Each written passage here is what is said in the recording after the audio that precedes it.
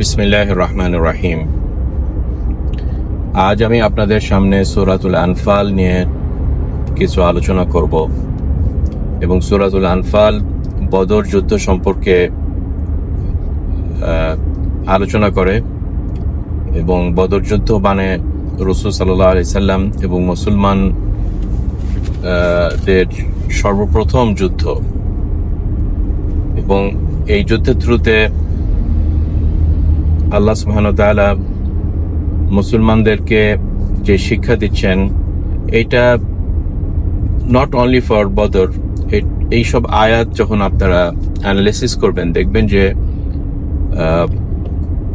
Like the entire কোরআন, কখনো কোরআন কোনো একটা পার্টিকুলার ঘটনাকে কেন্দ্র করে ওই ভিতরেই এটাকে সীমাবদ্ধ করে রেখে দেয় না, বরং এইটার থ্রুতে আল্লাহ সুবহানাহু ওয়া তাআলা একটা ইন্সপাইরেশন, একটা হিদায়াত, যেহেতু কোরআন একটা হিদায়াতের বই, পরবর্তী সব টাইমেই এরকম আয়াত দেখা যায় যে মুসলমানদেরকে ইন্সপায়ার করছেন, তাদেরকে সামনের দিকে ঠেলে নিয়ে যাচ্ছেন এবং তাদেরকে সান্ত্বনা দিচ্ছেন এবং তাদেরকে এই সংগ্রামের,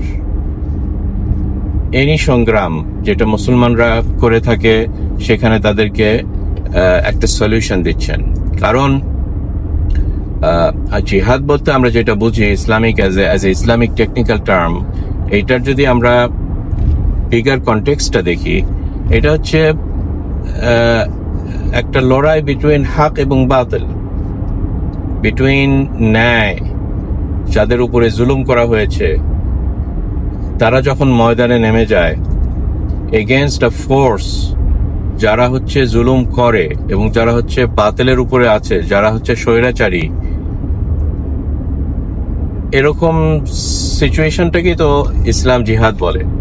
ওই জন্য অ্যাট দ্য ভেরি বিগিনিং এই সূরার শুরুতেই কিন্তু এরকম জিনিসের উপরে বা এই ফ্যাক্টের উপরে আল্লাহ সুবহানাহু ওয়া তাআলা এমফেসিস দিয়েছেন এই সূরাটার খুবই শুরুতেই। সেখানে আল্লাহ সুবহানাহু ওয়া তাআলা সেখানে বলছেন সূরাতুল আনফালের 7 নম্বর আয়াতেই বা তার আগে যদি 5 নম্বর আয়াত দেখেন, কামা আখরাজাকা রাব্বুকা মিন বাইতিকা বিল হক, আপনার রব হে নবী মুহাম্মদ সাল্লাল্লাহু আলাইহি সাল্লাম আপনাকে বাসা থেকে বাহির করেছেন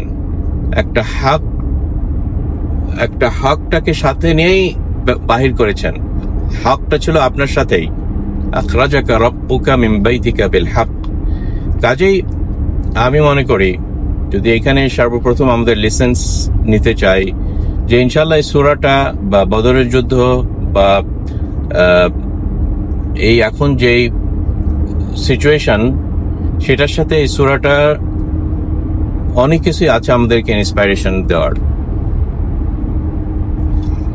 এই যে আন্দোলনটা শুরু হয়েছে এই জুলাই মাসে, স্টুডেন্ট আন্দোলন যেটা আমরা বলছি, এবং এটাকে আমি আরো ভালো টাইটেল দিতে চাই যে আশুরা আন্দোলন, কারণ এটা হচ্ছে জুলুমের এগেনস্টে। আশুরা ইজ এ সিম্বলিক ডে যেখানে আমরা রোজা রাখি, যে সব সময় যেমন ফেরাউনকে আল্লাহ সুবহানাহু ওয়া তাআলা ধ্বংস করেছিলেন এই আশুরাতে, সেইভাবে ইনশাআল্লাহ স্টার্ট হয়েছে আমাদের এই স্বৈরাচারী গভর্নমেন্ট, আওয়ামী লীগ এবং তার মাস্তানদের ধ্বংস হওয়ার টাইমটাও আমি মনে করি এই আশুরাতেই সেলিব্রেট আমরা করি, যেটা জুলাই মাসের স্টুডেন্ট মুভমেন্ট বা কোটা মুভমেন্ট বলি।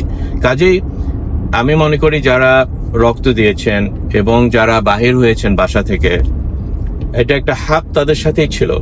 আমরা যদি কম্পেয়ার করি এবং আস করি যে এই ঘটনাতে এখন যেই কনফ্লিক্টটা হচ্ছে বাংলাদেশে বিটুইন একটা সাইডে আওয়ামী লীগ সরকার, যারা 15 বছর এই স্বৈরাচারী একটা সিস্টেম করে, মাস্তানি একটা মাফিয়া স্টেট করে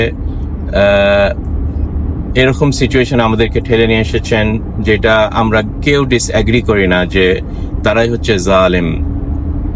এটার ভিতরে আমার মনে হয় এখন বাংলাদেশে আর কেউ নাই। যদি কারো কিছু ডাউট থাকতো, এই যে ফায়ার করে এবং আমরা যেগুলো লাইভ আমরা ভিডিও যেগুলো দেখি যে এই ছাত্রলীগের মাস্তানদেরকে হাতে এইভাবে অস্ত্র দিয়ে কিভাবে তারা এই কাজটা করছে, এটাতে আর কোনো ডাউট নাই। কাজেই coming back to ayah number 5 of Surah Al-Anfal, كما أخرجك ربك من بيتك بالحق وإن فريقا من المؤمنين لكارهون.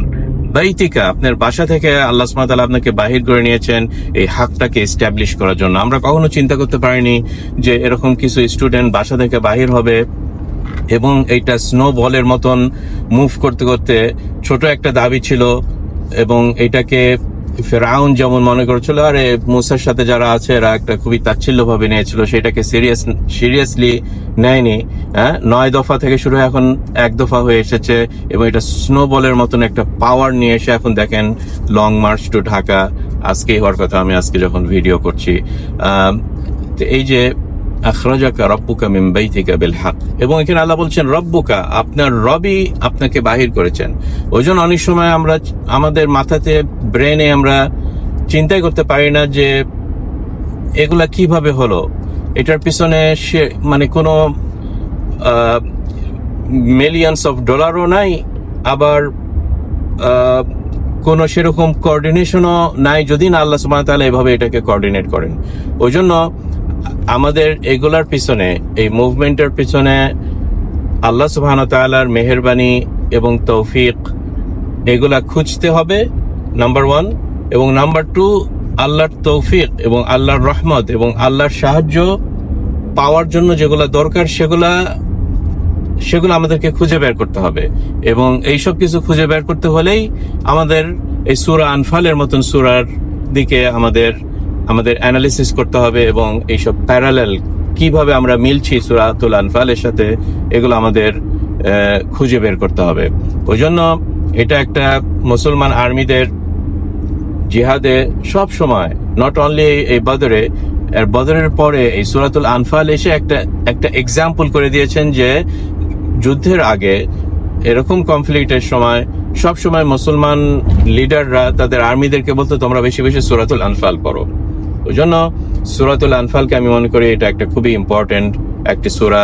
এবং এইখানে শুরুতেই আসলে যেটা একটা খুবই ইম্পর্টেন্ট পার্ট, সেটা হচ্ছে একত্র হয়ে ভয়েসটাকে এক করা, যাতে এরকম ক্রাইসিস টাইমে আমরা দুইটা ভয়েস না করি, ভয়েসটা যেন একটা থাকে। কারণ আমরা একটা কজে এসেছি, সেটা হচ্ছে এই জুলুমটাকে উঠিয়ে দিয়ে বাংলাদেশে একটা সুন্দর যেন একটা জাস্টিস এবং যাতে সবাই রাইটস পায়।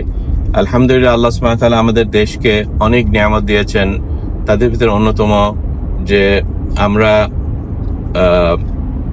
সংখ্যায় অনেক বেশি, আমাদের ভিতরে যুবকরা অনেক আছে এবং যুবকরা যে কি মিরাকেল করতে পারে আপনারা এটাই দেখলেন। এই জেন জি সম্বন্ধে সবাই এখন বলাবলি করছে যে তাদের এই ছোট মুভমেন্টটাতে কত দূর নিয়ে যেতে পারে, বিকজ অফ দি পপুলেশন।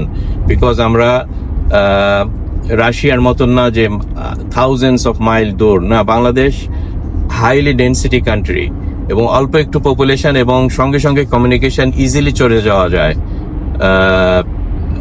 এরকম না যে আপনি সাইবেরিয়া থেকে মস্কোর দিকে আসছেন, না, লং মার্চ টু ঢাকা খুব একটা ডিফিকাল্ট কিছু না, তাই না?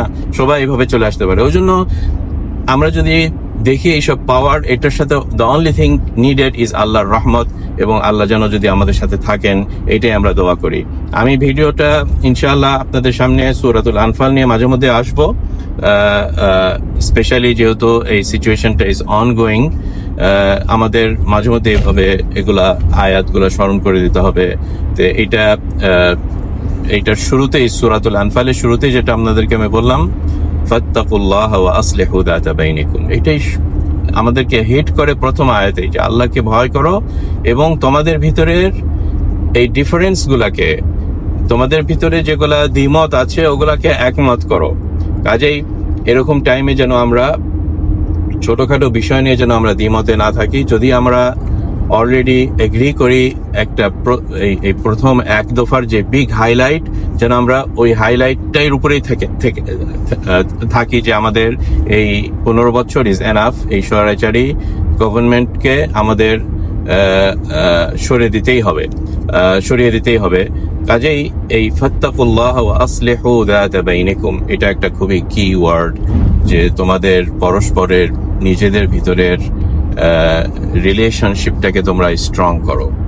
নিজেদের ভিতরে রিলেশনশিপটাকে স্ট্রং করো এবং একত্রবদ্ধ হয়ে থাকো, তাহলে ইনশাআল্লাহ তারা আমাদেরকে ক্ষতি করতে পারবে না। ইন দ্য প্রসেস কিছু ব্লাড যাবে এবং আমরা দেখেছি, এবং এটা খুবই আমাদের কাছে খারাপ লাগে, কিন্তু আমি বলতে চাই যে ইনশাআল্লাহ যে তার মানে একটা হাদিস বলে এখানে আমি শেষ করি যে রাসূল সাল্লাল্লাহু আলাইহি ওয়াসাল্লাম হাদিসে বলেছিলেন যে সবচেয়ে শহীদদের ভিতরে সবচেয়ে বেস্ট সেই হবে শহীদ, সবচেয়ে বেস্ট শহীদ হচ্ছে হামজা, রাসূল সাল্লাল্লাহু আলাইহি ওয়াসাল্লামের চাচা হামজা। তার উপরে তাকে শহীদ করা হয়েছিল এবং তার লাশকে এভাবে মিউটিলেট করা হয়েছিল, আপনারা জানেন। তারপরে বলছেন এবং সেই পার্সন যে একটা জালেম সরকারের এগেনস্টে হক কথা বলে, তখন তাকে কতল করে ফেলে এই জালেম সরকারটা। মানে কত, মানে যারা আবু সাঈদ এবং তারপরে যারা শহীদ হয়েছেন তাদের জন্য আমি মনে করি ইনশাআল্লাহ যে তারা সহি নিয়াত নিয়ে নেমেছেন, এটাই আমাদের আশা। এবং আমরা আশা করি যে ইনশাআল্লাহ তারা এই মর্যাদা যে হাদিসে আপনাদেরকে শোনালাম যে সৈয়দুশ শুহাদা, শহাদাদের সর্দার, ইনশাআল্লাহ আল্লাহ তাদেরকে বানাবেন। কাজেই এটাই হোমওয়ার্ক দিয়ে আমি শেষ করছি যে সূরাতুল আনফাল পড়ুন, এবং এই সূরাতুল আনফালে আমি জাস্ট যে সেটিংটা এখানে সেট করলাম যে সূরাতুল আনফাল টকস অ্যাবাউট এরকম সংগ্রাম যেখানে হক এবং বাতিলদের, এবং হকদের যারা হক পথে আছে তাদের হয়তো ডিসঅ্যাডভান্টেজ আছে, তাদের শক্তি কম, যেমন রাসূল সাল্লাল্লাহু আলাইহি ওয়াসাল্লামের কাফিরদের এগেইনস্টে সংখ্যায় কম ছিল, অস্ত্রে কম ছিল, এইসব সাইডে উইক ছিলেন। ওই জন্য ওই উইকটাকে আল্লাহ সুবহানাহু ওয়া তাআলা এসে উনার অলৌকিক ভাবে কমপ্লিমেন্ট করেছেন, এবং সূরাতুল আনফালটাই আমাদেরকে বলেছে যে ওই সিক্রেটটা কি, মানে আমাদের এই উইকনেসটাকে কমপ্লিট করতে হলে কি দরকার, আল্লাহ সুবহানাহু ওয়া তাআলার হেল্প দরকার। আমাদের ভিতরে যদি ওরকম অনুভূতি থাকে এবং ওরকম নিডটা থাকে যে আল্লাহ সুবহানাহু ওয়া তাআলা হেল্প আমাদের দরকার, কারণ আমরা হেল্পলেস। সারা ওয়ার্ল্ড এখন অন্য দিক দিয়ে মশগুল।